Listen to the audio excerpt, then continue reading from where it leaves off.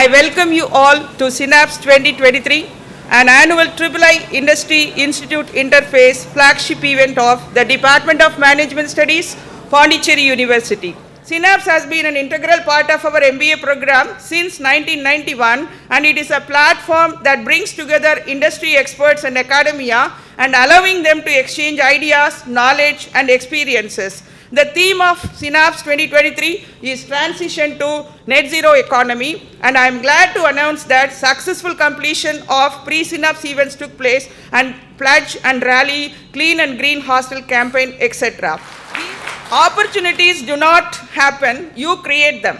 A Ratna from Navaratna, a great achiever, strategic planner and business leader with 3 decades of experience, an eminent energy expert who has made remarkable achievements as director of Navaratna, who led the massive solar PV capacity addition on wasteland, recipient of 3 Power Excel Awards and many meritorious awards for outstanding performance from Government of Gujarat. He is none other than our chief guest, Mr. M. Prasanna Kumar, CMD NLCIL India Limited, Neyveli. I welcome you, sir.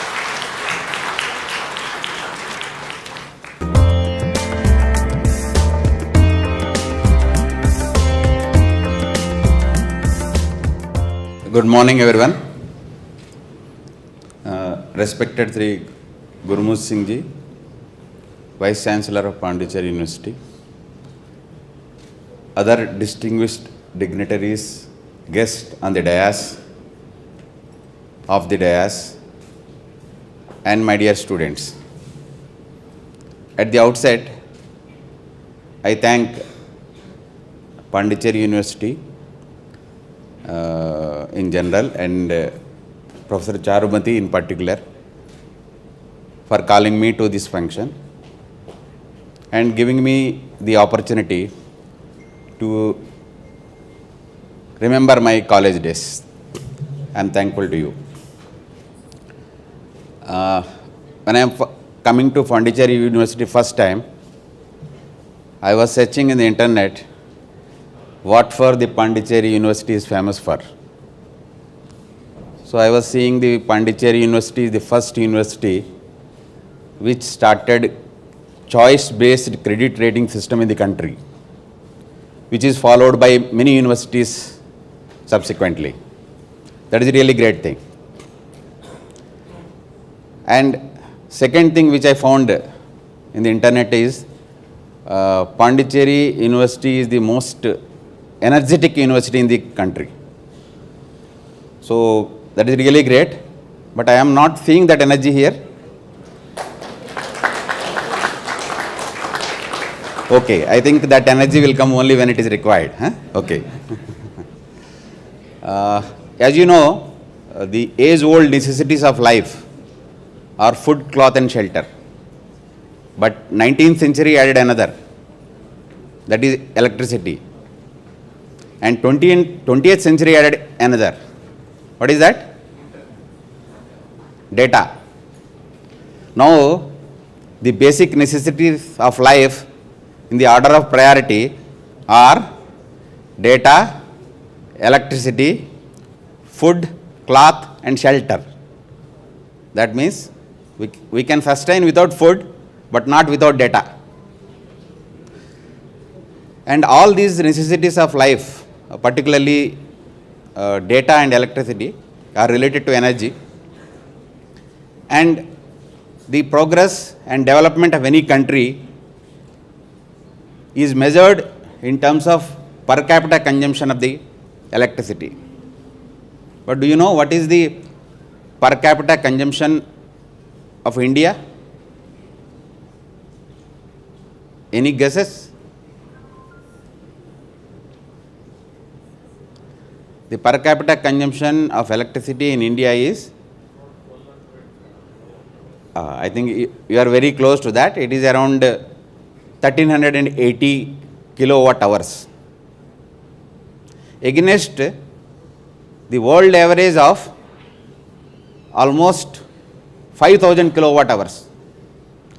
Our per capita consumption is not even 1/4 of the world average.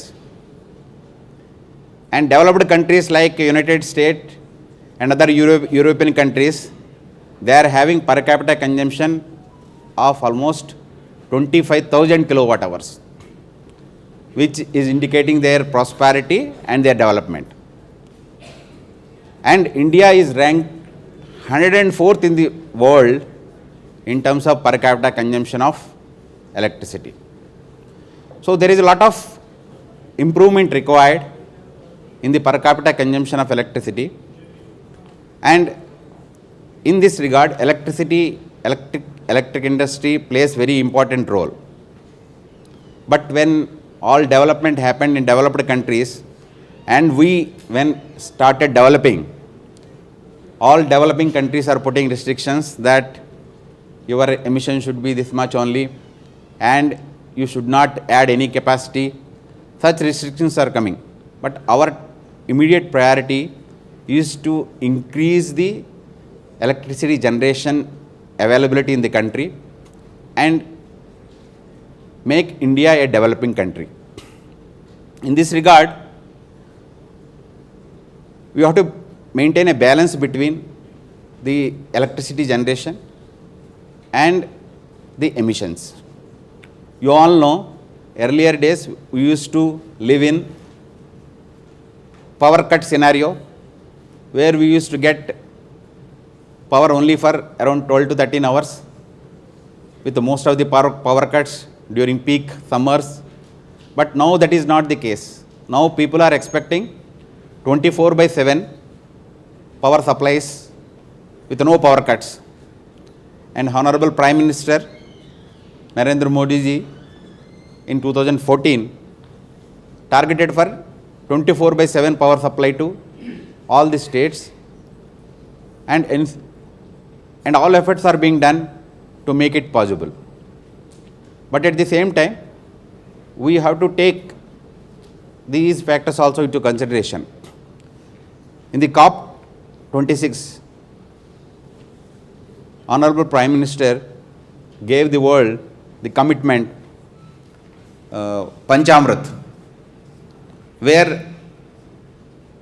5 points were given regarding the non-conventional power capacity. We will reach by 2030 500 gigawatt. Then the proportion of non-conventional energy, we will reach up to 45%. Reducing the carbon intensity. There are total 4 points. Out of these 4 points, the first 4 points are short-term measures and which can be achievable with certain efforts. But the last one is to become net zero by 2070. So people were thinking that the first 4 are difficult and the last one is easy, and another 50 years are there, so we can easily achieve that. That's why people are ignoring that one and putting more efforts in achieving the first 4 items of Panchamrit. But it is not the case. Regarding the non-conventional capacity addition, we are in progressing, and there is every possibility that we achieve the target of 500 gigawatt by 2030. But becoming net zero by 2070 is very difficult, and unless we start the plans and start executing them, it is not possible. Net zero, as on date, we are not thinking about that. But if at all we have to achieve net zero, we have to plan our capacity addition in future in such a way that the emission to atmosphere is almost negligible. 3 years back, people were thinking that it is very easy to achieve net zero, because what is there? We just shut down all the thermal power stations and lignite power stations, and we install solar plants, because India is blessed with solar irradiance to economically exploit the energy. That's why everybody was thinking कि we can add solar and phase out all the coal-based power stations. But after the Ukraine war and last year's energy crisis across the globe, people realized that it is not that easy to get out of coal and lignite based generation, because even today the world is getting its energy needs almost 75% from coal and lignite.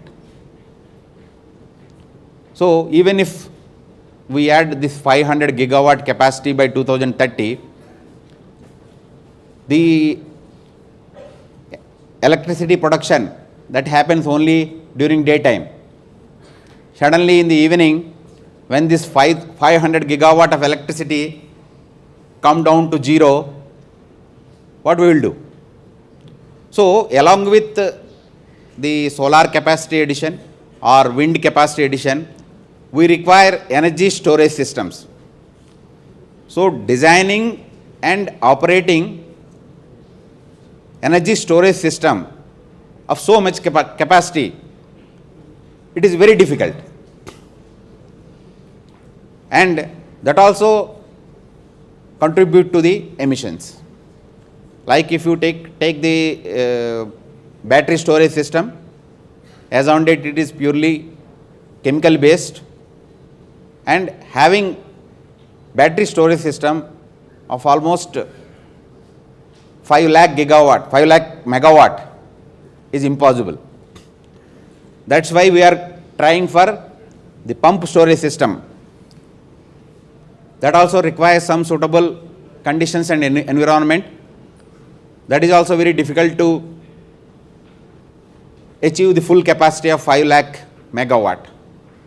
So the requirement is that we have to ensure that the current coal based and lignite based generation continues, but at the same time we achieve the net zero.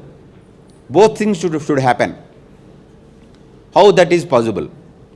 That will be possible only if we start thinking about that from today. I appreciate the efforts of Pondicherry University, which I told which is the most energetic university in the country. They are taking lead in this regard to make energy a net zero activity. That is really great. I think you all know NLC is a 66-year-old organization.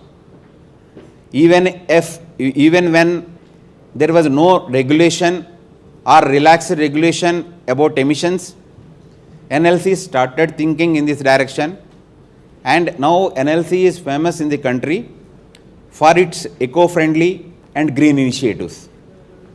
Recently, there was discussion in one of the parliamentary committees headed by Honorable Prime Minister, where the eco-friendly activities of NLC were discussed and were well appreciated. I think you must be knowing, or many people have visited, NLC has developed eco-friendly parks in the reclaimed areas of mining. Now if you go and see there, it is just like any other hill station, having full green coverage, having many species of birds. I am happy to tell you here that out of the 300 species of birds that are available in country, 197 bird species are available in the Nai Valley area. That is really a great achievement. And in Nai Valley township only, almost 1 crore 87 lakh trees are available. And the coverage of trees in Neyveli and surrounding area is almost 40%. All these things contributed a lot. If you go to Neyveli township, you will find that thermal power stations are running there. Many mines are in operation, but you don't find any dust or any emissions that are affecting the residents there. And NLC has taken many efforts in this direction, and we are continuing those efforts. NLC has selected CFBC technology in one of our units, which is considered to be the most environmental friendly technology in the country. And the Neyveli Lignite Corporation power plant is least polluted thermal power station in the country. So I just want to convey, to achieve the target of net zero by 2070, we should seriously start all required efforts from now onwards. Then only we can achieve that. If we think that we can pollute everything by up to 2050, and last 20 years we can achieve the 2070 target. That is not possible. So in this context, I once again congratulate the initiatives by Pondicherry University taking this topic of net zero at this point of time, and I wish this conference a great success. Thank you. Next, I would like to thank with great pleasure our esteemed Chief Guest Shri Prasanna Kumar, Chairman and Managing Director of NLC India Limited, Neyveli, for accepting the invitation to be part of this event and being here amongst his very busy schedule. Sir is very interesting and solution oriented, for I had heard that he was the first one to introduce iPads in PSUs for official purposes, which made the work of everyone n number of times easier and more organized, besides being carbon efficient. Sir has the power, both literally and figuratively. Your words today piqued our curiosity and pulled us into the subject, getting us ready for the upcoming panels. Sir said it is hard to reach net zero by 2070. Then it must be true unless the change is initiated at all levels. Even if carbon is balanced, what about the other greenhouse gases? Bhutan happens to be a carbon negative country, but thanks to its 70% of its land being covered by extensive forests. Also, I am sure under SAS leadership, NLC will march towards net zero efficiently. Thank you very much, sir, for your presence, for actively making the environment better.